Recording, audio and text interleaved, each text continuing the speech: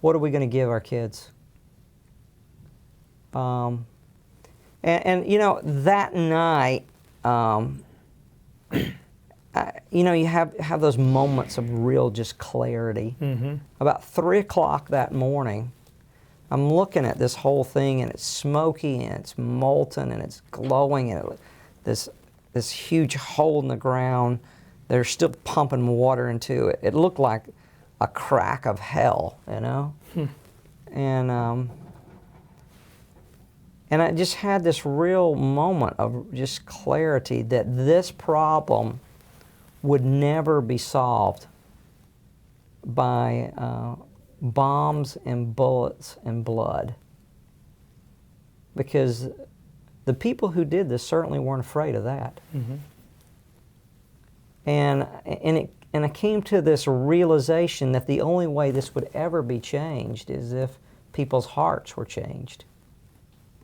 So, just to understand clearly, your perspective, at least of that situation, that nothing, the future generation that this man was weeping, put his hand on one of the kids' cars, his concern for the future generation, you just feel there's no hope unless hearts can change.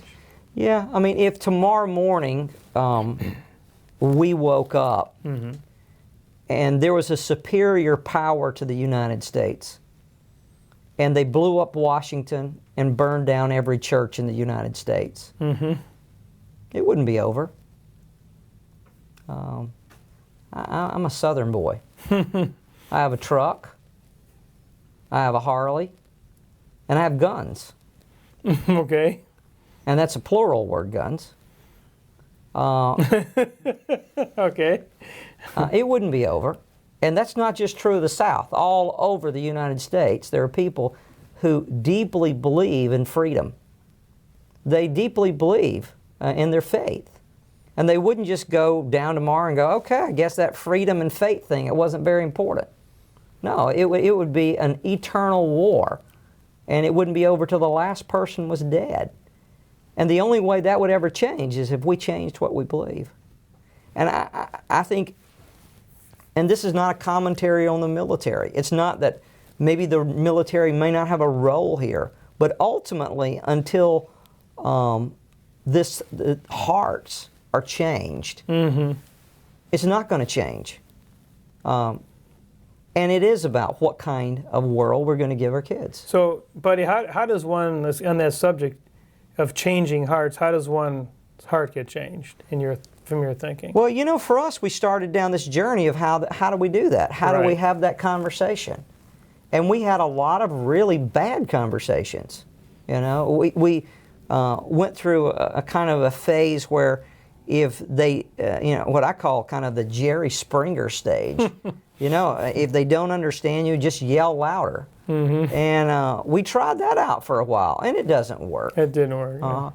And then we ran across some people that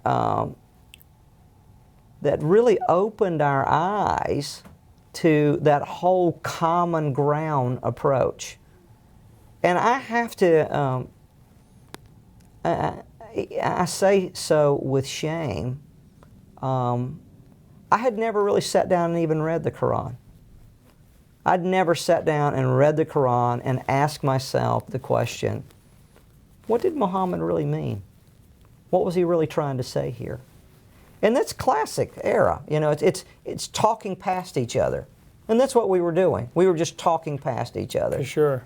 And we all know the Covey's essential laws to success and all that stuff. And one of the first things is seek first to understand and then to be understood.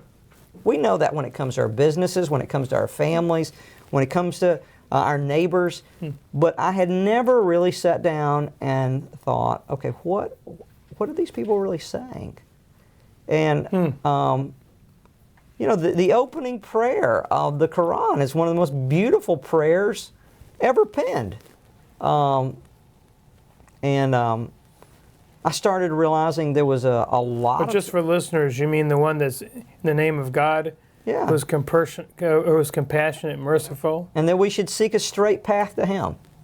And anybody who can't agree with that prayer is not a fair-minded person.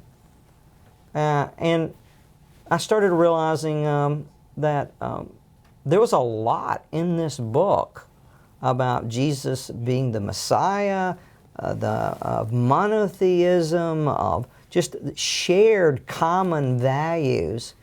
And when we started in on that approach, all of a sudden our conversations changed dramatically. Mm-hmm. And the yelling and the tension and the anger, and it just changed. So, that's kind of been our journey, and that's been a conversation we've been trying to have with the American church.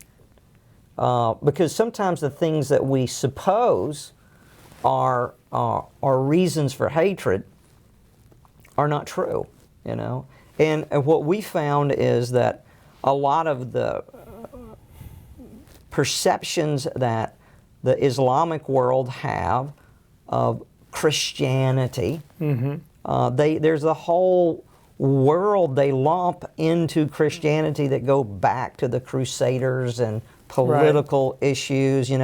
We would have conversations and people would say, well, you tell George Bush this, like I have anything to do with George Bush. I mean, he doesn't listen to me. And my concerns is not changing their politics. It's finding common ground in Jesus Christ.